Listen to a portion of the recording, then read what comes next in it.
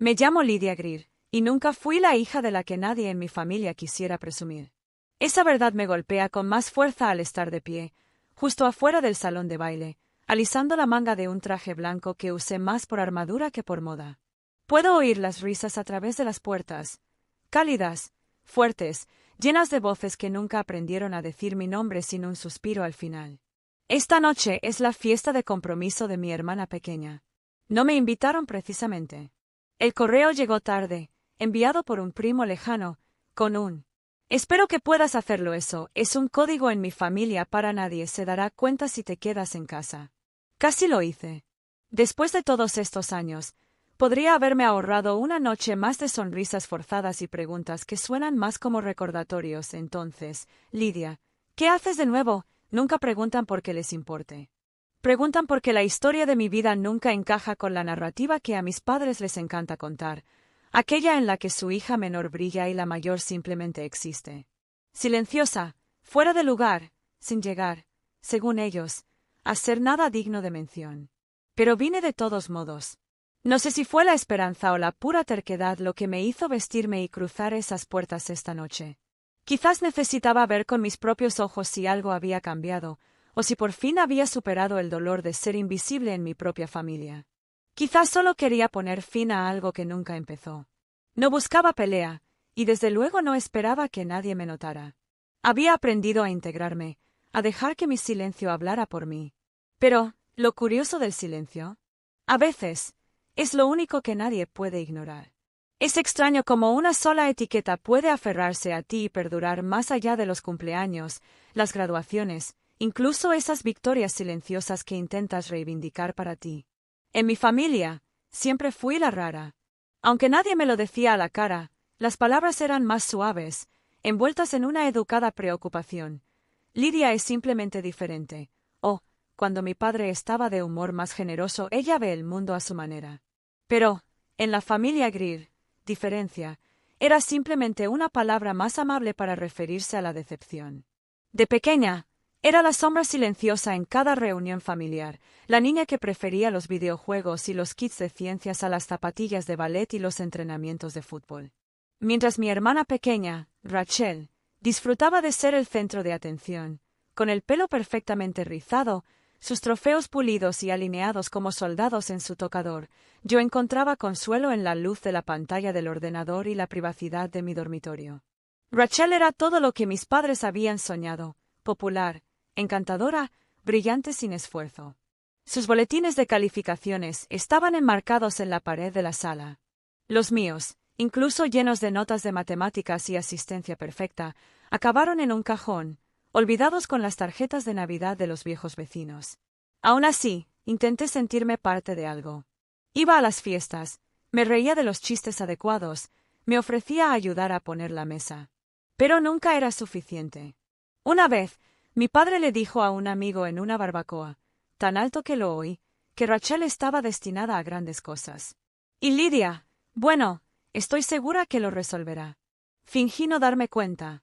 Con el tiempo, aprendes a hacer oídos sordos, a blindar tu corazón con silencio. La universidad fue mi primera verdadera vía de escape, una beca para un programa tecnológico a 3 estados de distancia. Salí de casa con 2 maletas, una caja de libros de programación de segunda mano y la silenciosa promesa de que haría algo extraordinario, aunque a nadie en casa le importara lo suficiente como para darse cuenta. Nunca quise demostrarles que estaban equivocados. Solo quería demostrarme a mí mismo que mi vida podía significar más que la de alguien que nunca encajó. Pero el alcance de la familia Greer era largo, y sus juicios llegaban aún más lejos. Recuerdo un día de acción de gracias, de vuelta de la universidad, con la esperanza de encontrar algo como orgullo o conexión. Nos sentamos a la mesa, con el pavo humeando, el novio de Rachel a cuestas y mi madre radiante mientras recitaba los últimos triunfos de Rachel. Cuando llegó el momento de mi actualización, mi padre apenas levantó la vista de su plato. «Lydia está haciendo algo con la computadora», murmuró. «No sé cómo se llama. Ella pasa mucho tiempo en Internet». Alguien hizo una broma sobre que yo era un observador profesional de vídeos de gatos, y la risa me quemó los oídos por el resto de la noche. Después de eso aprendí a no compartir mucho. Cada logro me parecía insignificante. Demasiado técnico, demasiado fácil de ignorar. Así que construí mi propio mundo en los espacios tranquilos entre su ruido, uno donde podía fallar y volver a intentarlo, sin ser ridiculizado. Donde podía experimentar, soñar y fallar sin que nadie llevara la cuenta. Cuanto más me ignoraban, más me entregaba a mi trabajo. La universidad se convirtió en trasnochar y pestañas abiertas. Concursos ganados con nombres de usuario falsos. Proyectos paralelos programados hasta el amanecer. Era una libertad solitaria, pero era mía. Lo irónico es que la indiferencia de mi familia me dolió más que sus críticas. A veces, me preguntaba si, para ellos, ya había fracasado antes de empezar. La etiqueta de fracaso no se refería a lo que hice, se refería a quién era. Y tal vez, durante mucho tiempo, les creí. Pero lo que pasa con las etiquetas es que solo puedes usarlas un tiempo antes de que empiecen a irritarte. Así que las llevé discretamente, una cicatriz bajo la manga, esperando el día en que pudiera quitármelas. Me miraran o no.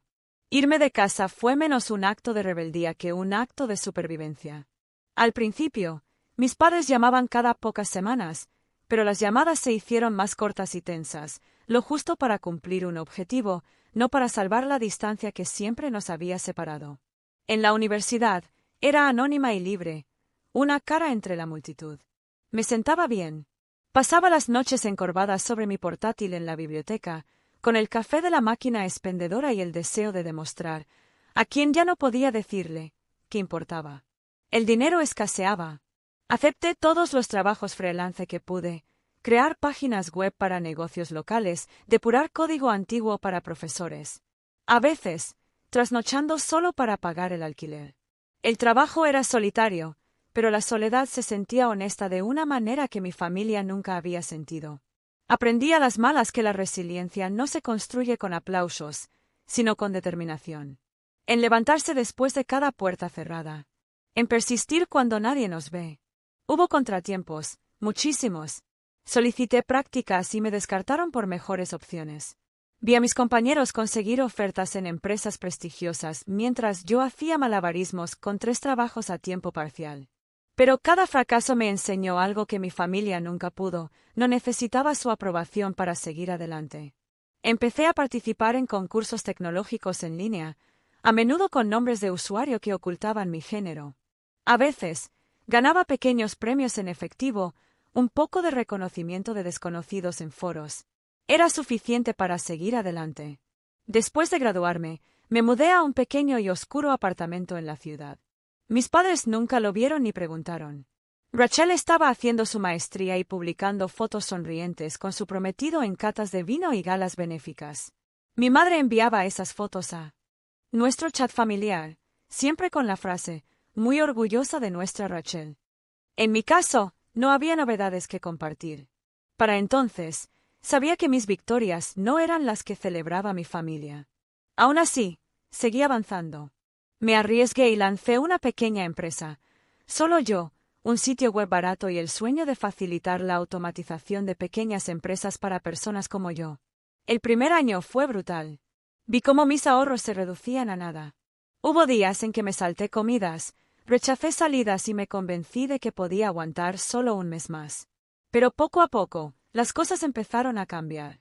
Un solo contrato con una empresa mediana me llevó a conseguir recomendaciones, luego a otro cliente, y luego a otro. Incorporé a un socio y luego a algunos contratistas remotos. Trabajaba 12, a veces 14 horas al día.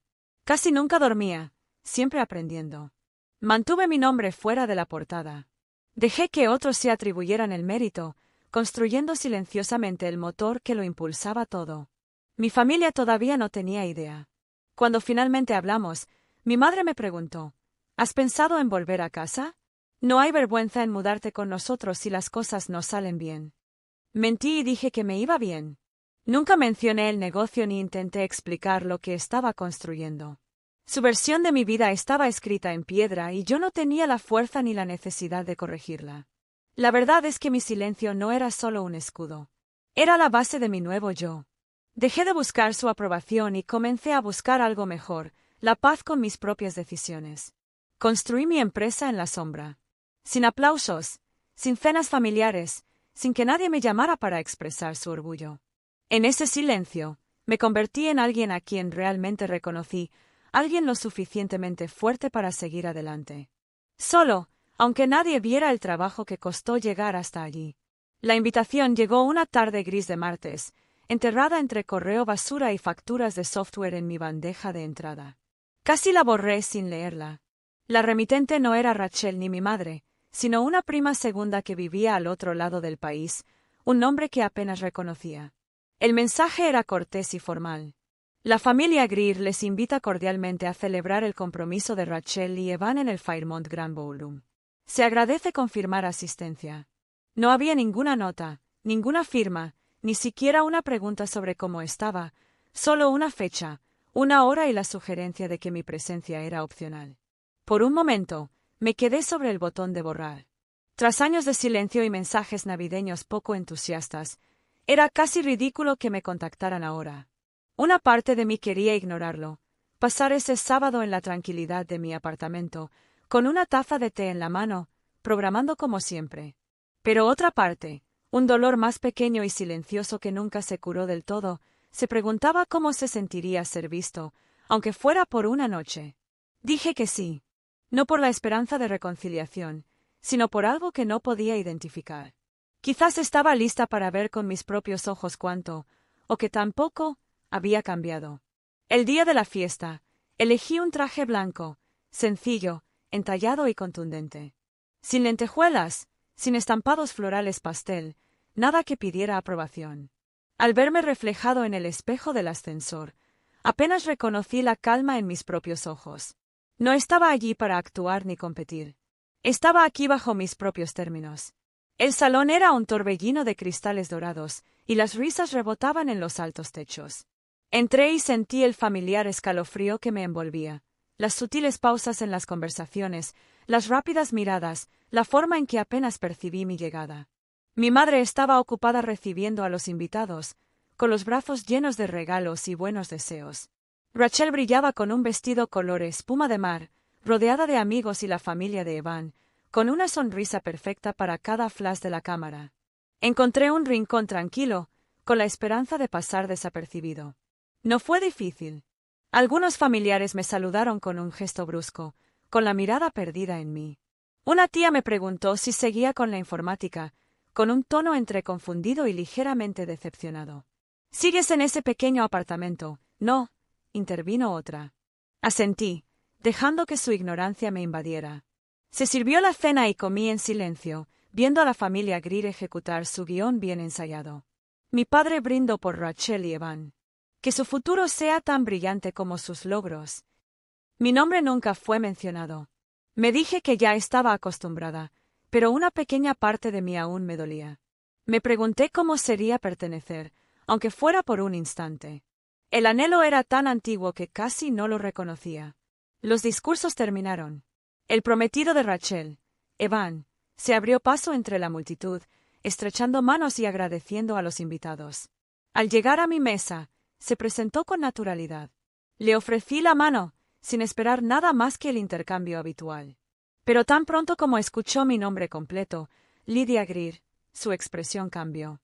Hubo un destello de reconocimiento, una pausa que me hizo sentir visto de una manera que no había esperado en toda la noche. Él me miró a mí y luego a mis padres, luego volvió a mirarme a mí. Algo tácito cruzó su rostro. No lo sabía todavía, pero todo estaba a punto de cambiar. El apretón de manos de Evan vaciló. Sus ojos, amigables hace un momento, se entrecerraron, como si estuviera buscando entre sus recuerdos, ordenando piezas de un rompecabezas. «Espera, Lydia Greer», dijo más fuerte de lo que esperaba. «¿Por casualidad eres la Lydia Greer que fundó Greer Test?» La habitación, tan llena de ruido hacía apenas un segundo, pareció volverse más silenciosa a nuestro alrededor, como si alguien hubiera bajado el volumen del mundo. La sonrisa de mi madre se congeló. Mi padre, con el tenedor a medio camino de la boca, me miró como si viera a un extraño. Durante un largo momento no respondí. Hubo una satisfacción en esa pausa, toda una vida de palabras no dichas. Entonces asentí con la mayor sencillez posible. «Sí, soy yo». Evan dio un paso atrás. No tenía ni idea. Estoy en la misma situación de la que todo el mundo habla. La plataforma GrierTech. Desde su último lanzamiento, mi equipo lleva meses intentando conseguir una reunión con su responsable de desarrollo empresarial. Estaba casi sin aliento, no por adulación, sino sorpresa genuina. Una oleada recorrió a los invitados cerca de nosotros. Rachel, al percibir el cambio, se acercó rápidamente, con una sonrisa que se le esfumó al captar el final de las palabras de Evan. ¿Qué pasa?, preguntó con la voz un poco cortante. Miró a Evan y a mí, exigiendo una explicación que nunca antes le había importado. Evan se giró hacia ella, lleno de emoción. ¿Sabías que tu hermana es la fundadora de Grier? ¿Esa Grier? Me miró. Lo mantuviste en secreto. El rostro de Rachel palideció. Me miró como si viera un fantasma. Estás bromeando, ¿verdad?, susurró. Pero la respuesta ya estaba escrita en mi cara. Fue como tirar una piedra a un estanque. La onda se extendió rápidamente. Un primo cercano murmuró: el fundador. Entonces las palabras se transmitieron de mesa en mesa, cobrando impulso. De repente, la gente que apenas me había reconocido durante toda la noche se giraba en sus sillas, estiraba el cuello y susurraba entre sí. La copa de vino de mi tía se detuvo en el aire. Un amigo de la familia, que no me había hablado desde mi adolescencia, se acercó con voz suave y reverente. ¿Tú construiste eso? Pensé que solo estabas. Bueno, ya sabes. Sí lo sabía, dije. Había estado, bueno, ya sabes, toda mi vida. Mi padre se aclaró la garganta y su rostro luchó por mantener la compostura. Lidia, dijo, ¿por qué no nos lo dijiste nunca? La pregunta parecía pesada, años demasiado tarde. Los dedos de mi madre se aferraron al borde del mantel. Me miró con algo que podría haber sido arrepentimiento, o tal vez solo conmoción, que su historia familiar, tan bien ensayada, acabara de ser reescrita allí mismo, frente a 100 testigos. Por un instante, quise explicarles, llenar todos los espacios en blanco que nunca se habían molestado en preguntar, contarles las noches de insomnio, los fracasos, la soledad, el esfuerzo constante hacia algo que finalmente pudiera llamar mío. Pero esa era la antigua Lidia, la muchacha que siempre anhelaba aprobación, un reconocimiento que nunca llegaría. Así que simplemente sonreí, tranquila y pequeña. Nadie me lo preguntó nunca, dije, dejando que mis palabras fueran suaves pero definitivas. Evan se rió, todavía un poco aturdido. Bueno, acabas de hacer esta fiesta mucho más interesante. Se volvió hacia el público, ahora entusiasmado, y dijo, ¿recuerdan la startup de automatización de la que tanto hablo? Es de Lidia. La construyó desde cero. Fue surrealista ver el cambio de humor, cuán rápido la admiración reemplazó a la apatía, como la curiosidad eliminó años de indiferencia. De repente, estaba en el centro, no porque hubiera intentado estarlo, sino porque la verdad finalmente se había vuelto imposible de ignorar. La gente me bombardeó con preguntas. ¿Cuándo empezaste? ¿Cómo lo hiciste? ¿Qué sigue? Las personas que antes me ignoraban ahora estaban pendientes de cada palabra. Respondí cortésmente, pero nunca perdí la distancia que había aprendido a mantener. Rachel guardó silencio. Su prometido rebosaba de orgullo, y con un poco de egoísmo, me di cuenta. Pero Rachel me miró como si toda su vida hubiera cambiado en un instante. Me pregunté qué veía ahora, a la hermana invisible o a la mujer que había hecho lo que nadie esperaba.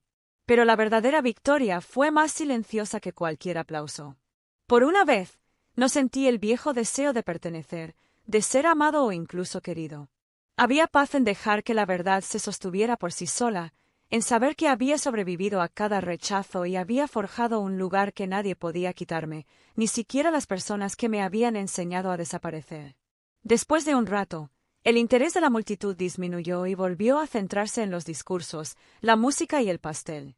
Mi familia me miraba constantemente con incertidumbre, como si de repente fuese a desaparecer de nuevo. Pero permanecí cómoda en el silencio que me había ganado, segura ahora de que no tenía nada más que demostrar. Abandoné el salón de baile antes de que sirvieran el postre. El sonido de las copas tintineando y las risas se iba alejando detrás de mí. No necesitaba quedarme para los discursos ni para el lento desenlace de las cuestiones familiares que surgirían en privado, demasiado tarde para que importaran. Afuera, el aire era fresco y limpio. Respiré profundamente y dejé que el aire se asentara en mi pecho. Por primera vez en años, me sentí liviana, libre, finalmente, de la necesidad de ser vista. Mi teléfono vibró con un mensaje de Rachel. ¿Por qué nunca me lo dijiste? Miré las palabras y sentí que el viejo dolor se atenuaba y luego se desvanecía. No había nada más que explicar. Respondí simplemente. Nunca preguntaste. Caminé de regreso a mi auto sola, mis tacones resonando en el mármol. Mi propio reflejo, nítido y seguro, me devolvió la mirada en el cristal del vestíbulo. No había sensación de triunfo, ni fantasía de venganza cumplida, solo una tranquila satisfacción. La etiqueta de fracaso nunca me ha pertenecido. Era algo que mi familia había llevado consigo y tratado de transmitir. Finalmente lo había dejado para siempre.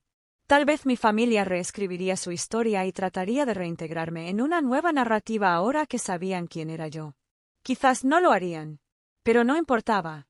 Yo ya había construido una vida, plena, dura, única y verdaderamente mía, fuera de sus expectativas. Y me di cuenta de que eso era más que suficiente.